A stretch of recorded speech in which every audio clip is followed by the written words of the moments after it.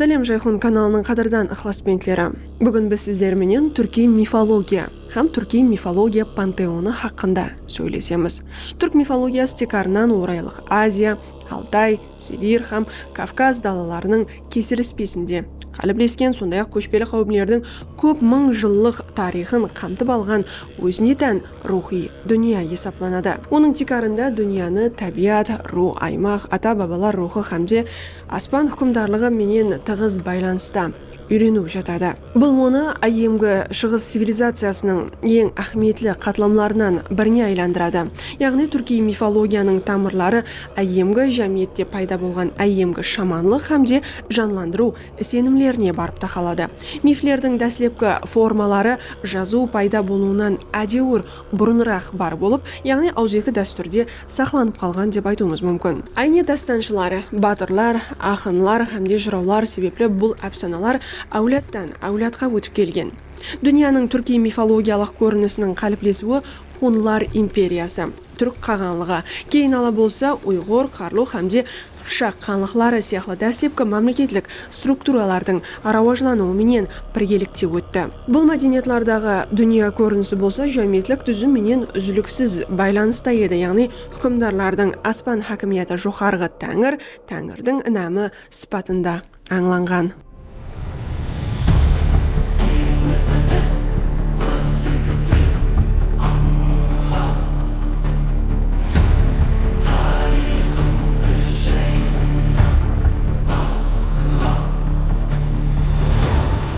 Түрки мифологиялық дүние қарас орайында үш қабатлы әлем идеясы тұрады. Жоғары дүние көк тәңірі, орта дүние жер су һәм төменгі дүние дозақ. Аспан құдайлар һәм қауендер рухлардың маканы.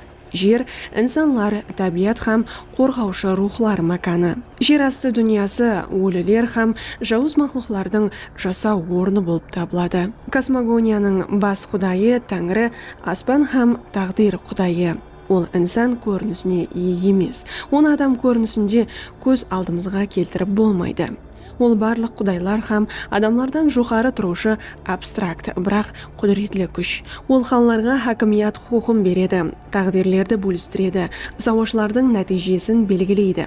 Түрки мифология пантеоны бай һәм басқышлы. Ең ахметлі тымсаллар болса төмендегілерден ібарат. Умай, өнімдарлық, аналық һәм балаларды қорғаушы құдай. Көбінесе құяш нұрлары менен суретленген, көбінесе әлемнің хаяллық басламасы менен байланысқан. Ерлік, яғни ерлік, өлім құдайы һәм төменгі дүнияның хүкімдары. Оның келбеті қорқынышлы. Ол өмір һәм өлім арасындағы тең салмақтылықты қадағалайды. Жер һәм су рухлары. Олар белгілі орынларды, бұлақларды, тоғайларды, тауларды қорғайды. От, құяш һәм стихиялар құдайы. Құяш, от һәм су сияқлы олар ерке ие һәм жазалау яки мейірім шапат көрсету қабілетіне ие болған жанлы күшлер сипатында қадірленген. Қаһарманлар һәм жауынгерлерге қауендерлік етуші ұрыс һәм мәртлік құдайы қызаған тымсалы айрықша этибарға лайық. Оның күлті жедел әскери харекетлер алып барушы қауымлер арасында кең тарқалған еді. Түрки мифологияда ру ата-бабалары һәм қаһарманларға үлкен этибар қаратылған. Мәселен, Оғuz хан көплеген түрки қауымлердің әпсаналық атасы. Оның повесті космогония, әскери мәртлік һәм мемлекеттік данышпанлық элементлерін өзінде жемлеген. Алпамыс, эпикалық бахадыр, күш-құдірет һәм садықлық тымсалы. Қасқыр, яғни Курт, мұхаддес хайуан һәм қауым белгісі. Аңызларда ұрғашы қасқыр көбінесе рудың анасы ямаса нәрестенің құтқарушысы сипатында көрінеді. Бұл тымсалар тек қана аңыз қаһарманлары емес, ал этникалық өзіне тәнлік һәм тарихи естеліктің қалыптасуында үлкен ахметке ие болған. Шамалы құдайлар һәм рухлар менен маресімлік байланыстың тикары болған. Шамалар дүниялар ортасында дәлдалшылық еткен. Мания уақытында олар болжау, кеселіклерді емлеу, ямаса өліп батырған адамды табу үшін төменгі ямаса жоғары дүнияға сапар еткен. Әруақлар, ата-бабалар рухы ахметлі орын тұтқан. Оларға құрбанлықлар келтірілген һәм маресімлер бағышланған. Түрк мифологиясы тек қана айемгі рухлар жинағы емес, ал түрки халықлар әлеміндегі өз орнын аңлаған дүнияның тұтас көрінісі болып табылады. Бұл систематикарында дүнияның үш бөлімлілігі идеясы жатады. Жоғары аспан, орта жер һәм төменгі жер асты. Олардың әрбірі өз жанзатлары, рухлары һәм құдайлары менен жасайды. Аспан дүниясының орайлық образы Тәңірі, жоғары құдай аспан қауындері, ерлік һәм әділдік тымсалы болып, ол космослық тәртіпті сәулелендіреді һәм қалғанлар хакимияттың низамлылығын тәминлейді. Оның жанында құдай умай, хаяллық басламасы һәм өмір, өнімдарлық, балалар һәм шаңарақ ошағының қорғаушысы тұрады. Бұл екі күш Тәңірі һәм умай, еркек һәм хаял басламасы, нұр һәм топырақтың дәслепкі үнілеслігін құрайды. Соның менен бірге мифология уайран етуші күшлерді де білген. Мысалы, жер асты дүниясының хүкімдары ерлік хан өзінің қараңғылығына қарамастан инсанның жаратылуында қатнасқан һәм тең салмақлылық вазипасын атқарған. Мифлер дүниясының дүзілісі, табиат айланысы, өлім һәм қайта туылуды түсіндіріп, өмір һәм өлім, жақтылық һәм қараңғылық ортасындағы тең салмақлылық философиясын қалыптастырген. Хайуанлар, әсіресе қасқыр символы күш, садықлық һәм аман-сау қалу идеясын сәулелендірген. Қасқыр Ашинаның анасы тымсалында төтем һәм этникалық өзілікті аңлау символына айланған.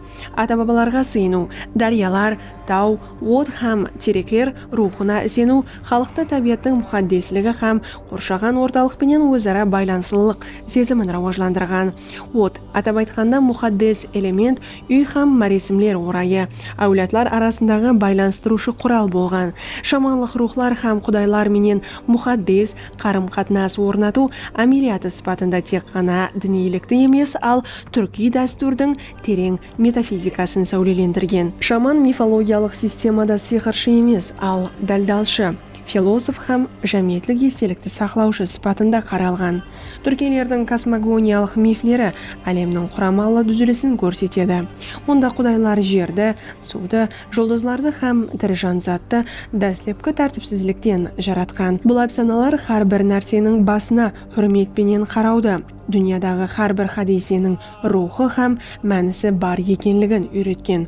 Осындай суретлер арқылы түркілер өз перзентлері һәм ақлықларына қадыриятларын, мәртлік, ар-намыс, садықлық, жерге қамқорлықты үйреткен.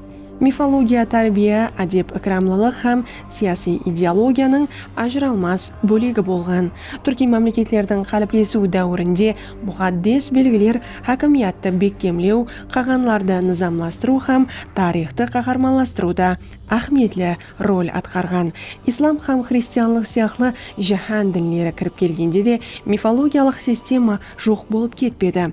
Ал өзгеріп, мәресімдер һәм халық аузекі дүртушілігінде өз архетиплері һәм символларын сақлап қалды. Қосқылар, жоқлаулар, той мәресімлері һәм халық әпсаналарында да табиат, инсан һәм рухлар бір бүтін болған айемгі дүнияның ізлері сақланып қалған. Мифология жәмәтлік еслеу түріне тарих, ауру, үміт һәмде тиеслілікті аңлау ұсылына айланды. Ол тек қана дүнияны түсіндіріп қоймастан, ал инсанға көрінбейтұғын нәрсені хүрмет ету, өзінің ата-бабалары һәм аспан менен байлансын түсіну жолын көрсетіп берді. Оның философиясы инсан жаратылысының шыңы емес, ал үлкен, құрамалы һәм мұқаддес әлемнің бір бөлігі деген идеяға тикарланған еді. Бүгінгі күнде глобалласу һәм мәдени араласу шариатында түрки мифологиясына қызығушылық ностальгия емес, ал тамырларға ішкі таяныш һәм мәністі тікілеуге ұмтылу болып табылады. Бұл көзқарасларға қайту заманауи адамға, әсіресе жас түркілерге өзлерін тарихта жоғалып кетпеген, ал оның терең һәм күшлі дәстүріне қосылған деп сезу имканиятын береді. Бұл өтміш мифологиясы емес, ал халықтың тілі, музыкасы, символлары һәм ядында ерегі шекем нәпес алып батырған жанлы дүние мифологиясы болып табылады. Оны үйрену, өзлікті аңлау, мәдени қарсылық көрсету һәм философиялық өсу жолы. Әпсана арқылы инсанға ата-бабалар рухы арқылы өз келешегіне жол табу мүмкін. Түрки мифологияның сөнбей туған философиялық құны да әне сонда. Вақыт өтуіменен түрки мифология бір қатар діни һәм мәдени системалар буддизм, зартуштилік һәм исламның тәсіріне ұшырады. Бірақ дегенменен синкретизм архаик элементлерді сақлап қалуға мүмкіншілік берді. Яғни тәңірі культі көбінше Аллаға ибадат қылатұғын үй болып қалды һәм ол қорықшы періште сипатында қабыл етілді. Әсіресе исламластыру рухларға сенім һәмде шаманластыру әмелиятын бүткіллей қысып шығармағанын бақылау қызық жүді. Яғни хатте 20 ғасырда де көплеген көшпелі һәмде ярым көшпелі халықтарда христианлықтан бұрынғы һәм исламнан бұрынғы мифологияның айрым элементлері көбінесе жасырын түрде болса да сақланып қалған. Мифология дастанлар, әпсаналар, мәресімлер, ойынлар һәм әмели безеу өнерінде айқын көрінісін тапты. Оғызнама, манас, қобланды батыр һәмде алпамыс дастанлары мифологиялық мотивлерді өз ішіне алады. Құдайлардың ұрысылары, әжайып туылулар, ғайры табиғи күштердің инсан істеріне араласуы хақында гүрін етеді. Сонымен бірге дала зерттеулерінде топланған мәресімлік қосқылар, ертеклер һәм сиқырлар мифология бойынша ахметлі деректер болып қызмет етті. Олар дүнияны жанлы түсіну, әйемгі түркилердің табиғи апатлар, кеселдіктер, әумет ямаса әуметсізліктің келіп шығуын қалай түсіндіргерлігі хақында түсінік береді.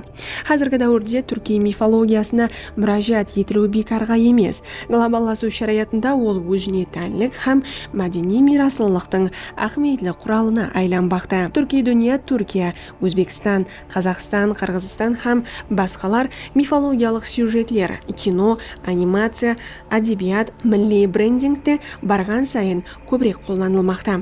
Сондай-ақ түрки мифология салыстырмалы дінтану һәм этнографиялық зерттеулер ұшында бақалы дерек есапланады. Онда Иран тіллес, скиф, монгол һәм хатте фин-угор мәдени мирасының мотивлері бір-біріне үйлесіп кеткен. Түрки мифология тек қана архаикалық сенімлер жинағы емес. Бұл тымсалар, архетиплер һәмде мәнілер менен толтырылған жанлы мәдени мирас болып табылады. Ол көшпелі дүние қарасын қалыптастырды. Дүние қарас һәм әдеп икрамлылық көрсетпелерінің текарын жаратты. Түрки мифологияның тарихы һәм пантеонын біле отырып біз тек қана әйемгі халықларды емес, ал ата-бабалар, жер һәм аспан менен байланысылылық, күш һәм илһам дерегі болып қалып отырған заманауи миллетлерді де жақсырақ түсінуді баслаймыз. Түрки мифология тек қана архаик сенімлер жиындысы емес. Бұл тымсаллар, архетиплер һәмде мәнілер менен толтырылған жанлы мираслар болып табылады. Ол көшпелі дүние көзқарасын қалыптастырды. Дүние қарас һәм әдеп икрамлылық көрсетпелерінің текарын жараты деп айтуымыз мүмкін. Түрки мифологияның тарихы һәм пантеонын біле отырып біз тек қана әйемгі халықларды емес, ал ата-бабалар, жер һәм аспан менен байланысылылық, күш һәм илһам дерек болып атырған заманауи миллетлерді де жақсырақ білуге ұмтыламыз. Қоласы достар, бүгінше бізде осылар. Егер видео ұнаған болса, лайк басып қоюды ұмытпаң. Жайхун каналына ағза болың, һәмде видеоны достарыңызға да жіберіп қойың. Кейінгі саналарда көріскенше саламат болың.